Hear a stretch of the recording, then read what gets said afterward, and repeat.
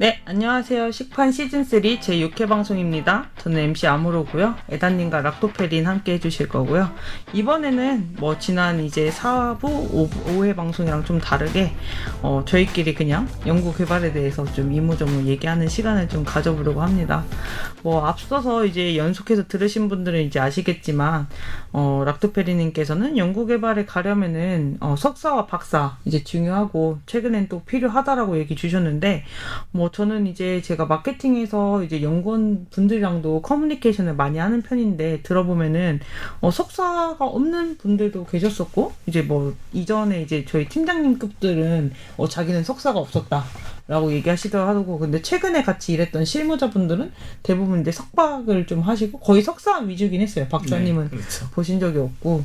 근데 이제 석사를 안 하고 이제 중소기업에 있다가 반대로 이제 대학원 다시 대기업 가서 이제 하시는 분들도 제가 종종 보긴 했거든요. 근데 이제 석박 꼭 없어도 이제 취업하는 경우도 있는데 어떻게 생각하세요? 석사를 못하는 경우도 있을 수 있잖아요. 네.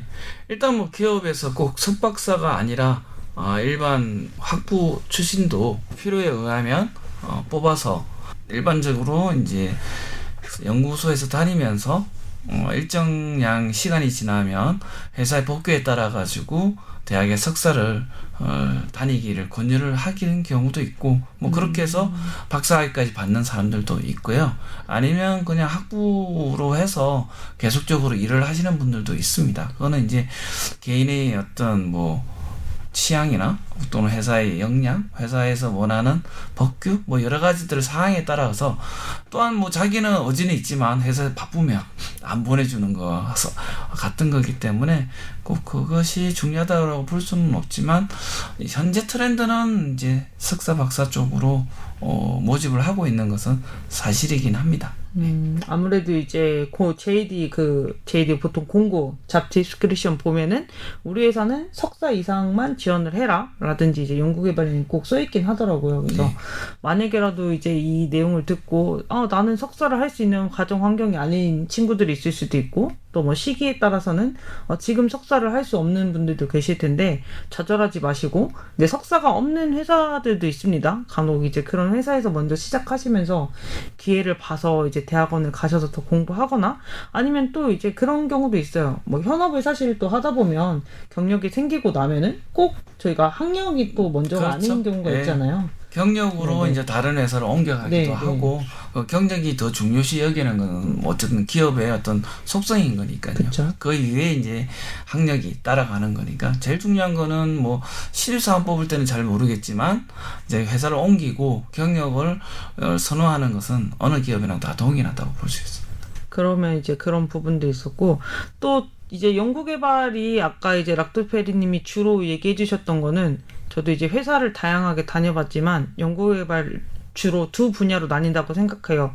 이제 한쪽은 메뉴 개발이나 이제 프랜차이즈 아니면 육가공, 음료 쪽에서 많이 하는 이제 메뉴 개발이 연구 개발이 있을 수 있고 또 이제 락토페니님처럼 이제 딥하게 몇 년짜리 프로젝트라든지 새로운 걸 발견한다든지 이런 물질적인 연구 개발도 있어요. 이제 아무래도 에드님께서는 메뉴 개발 쪽 많이 하셨을 것 같은데 이런 거 하실 때 이제 어떤 점이 좀 중요하다 생각하고 어려운 점은 무엇이 있었는지 한번 얘기해 주실 수 있나요?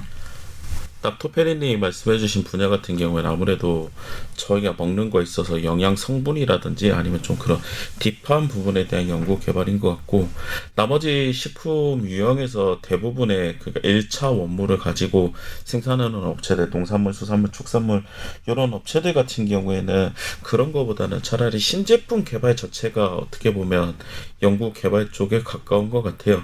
그래서 그들이 하는 업무 같은 경우에는 메뉴를 좀 더 어떻게 잘 개선을 시킬 수 있는지 아니면 공정을 개선을 시킬 수 있는지 아니면 지금 나오는 우리 제품이 이런 안전성을 가지고 있는데 안전성을 조금 증대화시킬 수 있는 방법이 무엇인지 이런 것들 개발하는 것 같은데 사실상 이런 분야 같은 경우에는 석박사는 필요 없다고 봐요. 저는.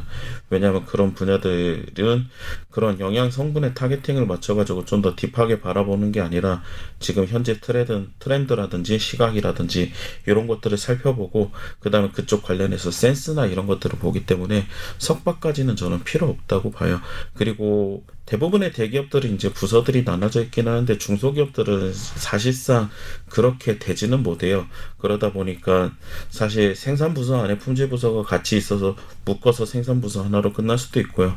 뭐 좀 더 나뉘어져 있다 보면 생산품질이 이렇게 나눠져 있기는 한데 대부분 그쪽 업무에서 누군가 한 명이 맡아서 뭐 연구를 한다든지 요렇게 하고 소스 업체들은 좀 별개로 해서 연구소가 있어가지고 거기에 연구개발 전담부서라든지 연구소라든지 해서 선임연구원, 책임연구원 요렇게 나눠져 있지만 대부분의 중소기업은 그런 시스템은 없이 그냥 누군가 한 명이 맡아서 개발하고 아니면 전체적인 참여를 하고 좀 그런 방식인 것 같습니다.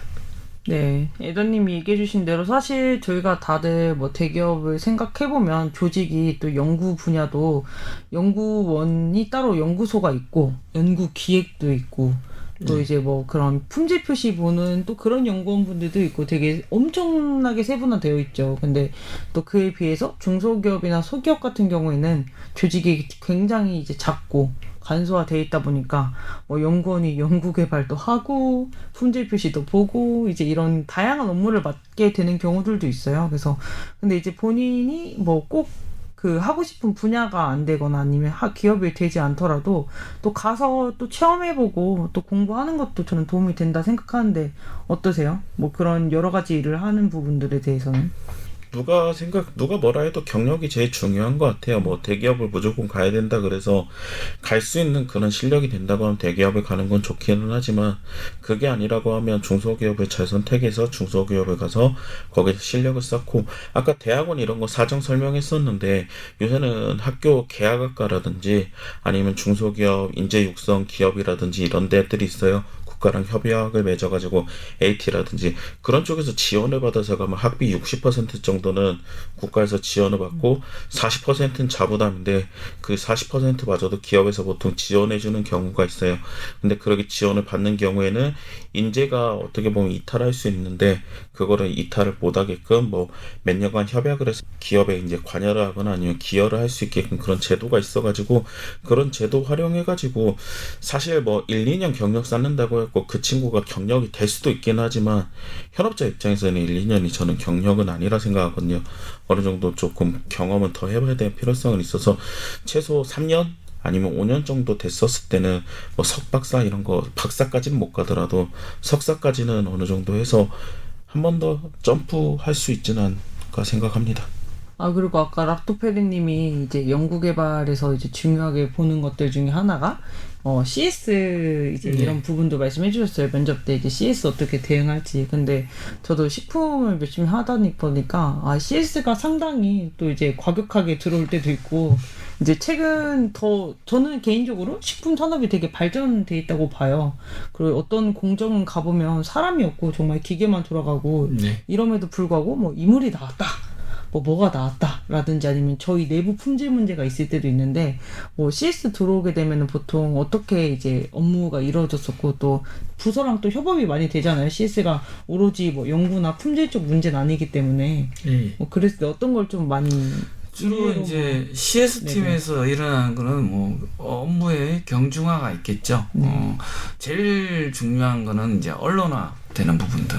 언론화되어서 또는 언론되기 전에 인폼을 가지고 언론화되지 못하게 만드는 것도 어찌 보면 CS팀에서 일이 진행되고 있는 거고 어쨌든 뭐 그와 관련된 내용들은 뭐 품질이나 또는 대외사업부 이런 쪽에서 대관 업무 쪽으로도 풀기는 하지만 실질적으로 소비자의 접점에서 소비자와 현업에서 이야기하는 팀은 CS팀이기 때문에 CS팀에서 일어나는 일은 회사의 위기와 관련이 됩니다. 그래서 CS팀에서 일어나는 일들은 즉각적으로 모든 부서에서 참여해서 해결하는 것이 우선순위입니다. 그래서 가장 먼저 뭐 CS팀에서 문제되는 건 아까 같이 언론에 나오는 것들 그 다음에 두 번째로는 악성 소비자들, 블랙 컨슈머라 해서 그런 분들에 대한 대응. 세 번째로는 회사 내부에 이제 품질적인 문제가 CS 팀이 대응을 해줘야 되는 부분들. 이렇게 크게 세 가지로 나눠지는데 연구소 입장에서는 대체적으로 대외적으로까지 나가는 부분들부터 내부 품질까지 다 관여를 합니다. 그래서 대체적으로 가장 큰 문제는 외부에 이제 블랙 컨슈머가 이 제품에 하자가 있다고 해서 금전적인 요구를 하다든지 회사에 무리한 요구를 했을 때 대응하는 부분들이 가장 어렵겠죠. 아무래도 같이 관련 부서들 뭐 연구소 마케팅 또 대관 업무 하시는 분들하고 해서 해결을 하고요. 그다음 주로 이제 연구소에서 CS팀하고 가장 많이 이야기를 하는 거는 신제품이 나간다든지 정상적으로 이야기하면 제품이 개발되어서 시험 작업이라는 과정을 거칩니다. 그 시험 작업을 과정에 거쳐서 CS팀에다가 이 품질적인 문제의 소지가 뭐가 있을 건지를 딥하게 마케팅하고 모여서 그쵸. 이야기를 해서 미리 시나리오를 작성을 합니다. 사전 질문. 사전 질문. 네네. 그다음에 통상적으로 제품이 출시가 되면 출시 발표회를 가지면서 그때 각 부서에서 주의할 점 이런 것들에 대해서 그때 논의를 하고 그럼에도 불구하고 제품이 나가서 침전이 많이 생겼다든지 언거가 생겨서 컴플레인 들어오고 백십이 될 경우도 있고 또는 제품을 생산하다가 그런 품질적인 문제가 있을 소지가 있어서 이걸 출고를 할 거냐 안 할 거냐라는 부분도 CS팀이 관여를 하게 돼 있습니다. 그래서 CS팀이 회사의 가장 문제가 터질 부분들을 다 모든 부서와 같이 협의를 하는 부분이라 CS팀하고 연구소는 좀 밀접하게 일을 하고 있기는 합니다. CS에 전화가 왔어요. 이거 우유를 먹었더니 배가 아픈 것 같다. 어떻게 된 거냐? 라고 하면 이제 그 다음에 연구소에서는 어떤 역할을 하게 될까요? 일단 시료를 수거할 수 있느냐, 로또 번호를 알냐, 그 로또에 따른 생산에 문제가 있는지 없는지 작업 일부를 봐야 되고요. 그 다음에 샘플 수거해서 미생물 검사를 해야 되겠죠. 그런 것들을 다 진행을 합니다. 해서 이상이 없으면 이상이 없다고 이제 보고를 하는 거고요. 그럼에도 불구하고 이제 본래 관심 같으면 계속적으로 이야기를 하겠죠. 회사 내규 규정에 의해서 대응을 하게 되어 있습니다. 반대로 에다님 회사에서도 이제 CS가 이제 생기게 되면은 어떻게 보통 하나요? 이제 여기 뭐 락토페리님께서는 좀 큰 기업에 계셨던 것 같고 에다님 같은 경우에는 중소기업인데 어떤 시스템으로 보통 이렇게 돌아가게 되나요? 대부분의 중소기업은 품질이 CS를 다 처리하고 있고요. 왜냐하면 중소기업에서 오는 대부분의 CS는 안전적인 문제라든지 이런 쪽이다 보니까 대외적으로 이모를 신고할 수 있는지 없는지 이런 것도 판단해서 품질로 하고 있고요. 그리고 조금 깨어있는 기업 같은 경우는 조금 위에 직책자들이 본인 권한선 안에서 해결할 수 있는 이런 것들 이기 때문에 그 위에 중간 관리자가 보통 CS 처리하고 있습니다. 그래서 그 CS가 그 B2B 위주로 할 건지 B2C 위주로 할 건지에 따라 다르기 때문에 B2B 같은 경우에는 어느 정도 위에서 본인이 납품하고 있는 대기업에서 CS가 답변에 의해서 어느 정도 나가고 그 후에 처리가 불가능한 이제 소비자는 본인이 직접 연락이 와서 이제 그렇게 처리하다 보니까 그렇게 되기는 하는데, 근데 B2C 같은 경우에 직접적으로 고객이랑 바로바로 상담하다 보니까 어느 정도 메뉴 대응 매뉴얼들은 존재하기는 해요. 뭐 어떤 클레임에서는 어떻게 하자, 어떤 클레임에서는 어떻게 하자. 근데 저희도 여러 개 해봤지만 대부분의 실질적인 클레임보다는 컴플레인이 사실상 많아요. 맛이 있다, 뭐가 어떻다, 뭐가 어떻다. 실제 클레임이라고 해서 클레임 이물 수거해서 진행해봤었을 때 소비자 기책 사유도 굉장히 높고요. 저희 회사 제품 같은 경우에는 조금 그래도 큰 대기업에서 다소비 제품이다 보니까 한 달에 적어도 한 4-5번 정도는 식약청 공무원분을 직접 만나는 것 같기는 해요. 자진신고 진행을 해서.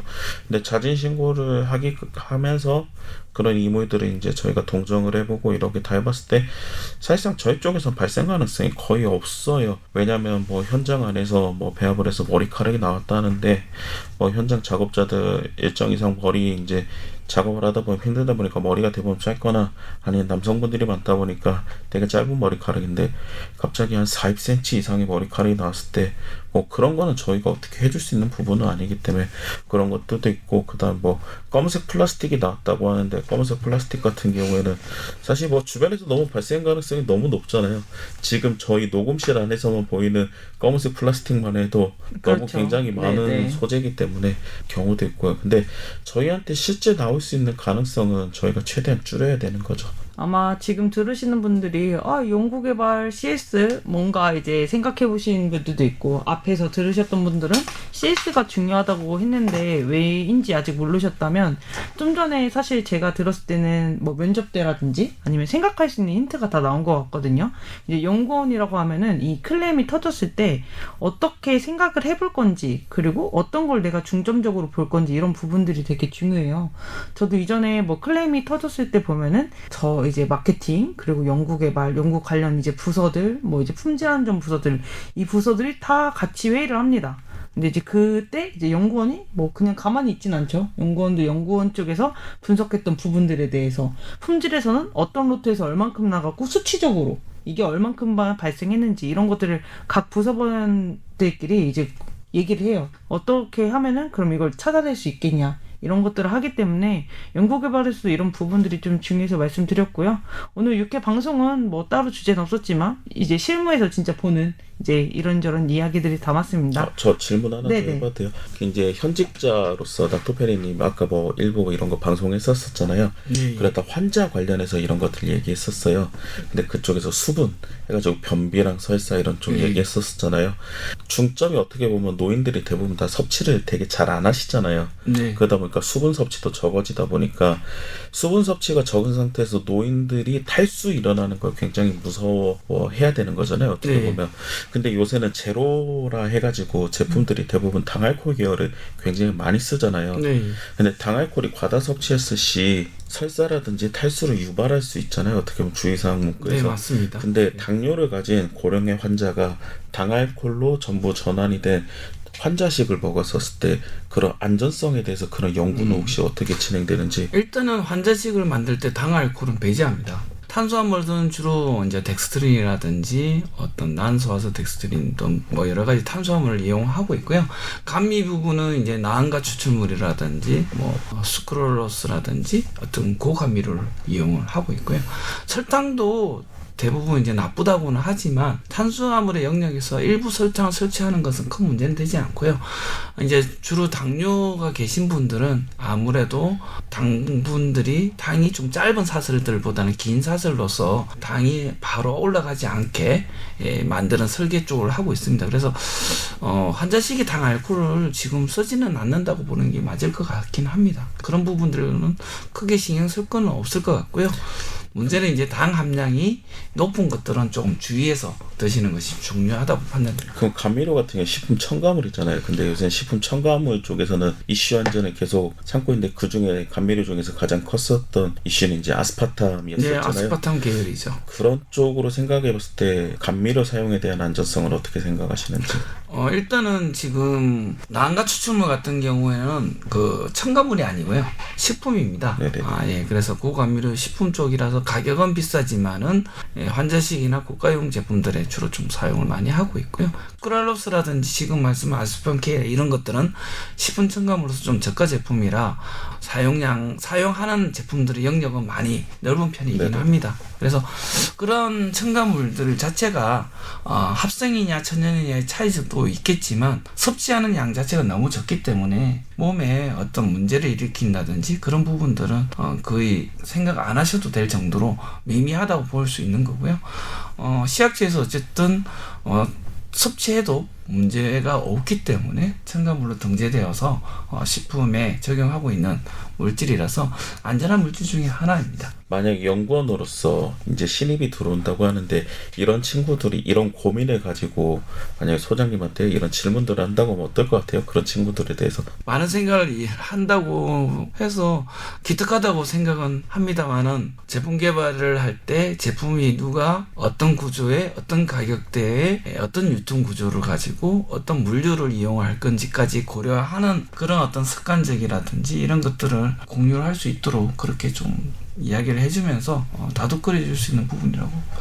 락토페리님께서는 연구원이시지만 제가 봤을 때는 친 마케팅적이면서 굉장히 제가 들었을 때는 흡족한 이런 손익과 물류의 상황까지 생각해 주시면 정말 고마운 연구원. 지금 연구소에서 기업의 어떤 요구하는 내용들이 아무래도 임원급 되는 소장의 경우에는 당연히 그런 생각을 할 수밖에 없는 거고요. 지금 친환경 소재라든지 또는 부자재의 크게 커짐으로 인해서 물류 비용이 드는 거라든지 그건 당연히 왜 임원급 정도 되면 당연히 고려해야 되는 사항이고 이러한 것들이 마케팅적인 것들도 연구소는 마케팅을 공부를 인위적으로 시키기도 하고 또는 외부 교육을 나갈 때 마케팅 기본 교육들을 좀 시키기도 합니다. 심지어 뭐 요즘은 연구소에서 마케팅에 하시는 원가 관리 부분도 외부 강사를 초빙해서 강의를 할 정도로 갈수록 연구소와 마케팅적인 부분들 특히 연구소는 마케팅에 대해서 어느 정도로 생각하고 있는지 결국은 회사 입장에서는 그런 생각을 통해서 아까 말씀드렸던 잘 팔리는 제품도 개발해야 되고 어떤 소모되는 시간들을 줄여주기 때문에 연구원들이 꼭 개발만 하는 게 아니라 마케팅적인 사고를 가질 수 있게 푸시를 많이 하는 편이라고 보시면 됩니다. 마지막까지 되게 즐거운 이야기였고 꼭 다음에 같이 일하실 일이 있었으면 좋겠습니다. 네, 감사합니다. 그럼 이만 오늘 육회 방송 마치겠습니다. 네, 두 분 수고 많으셨습니다. 감사합니다. 네, 감사합니다.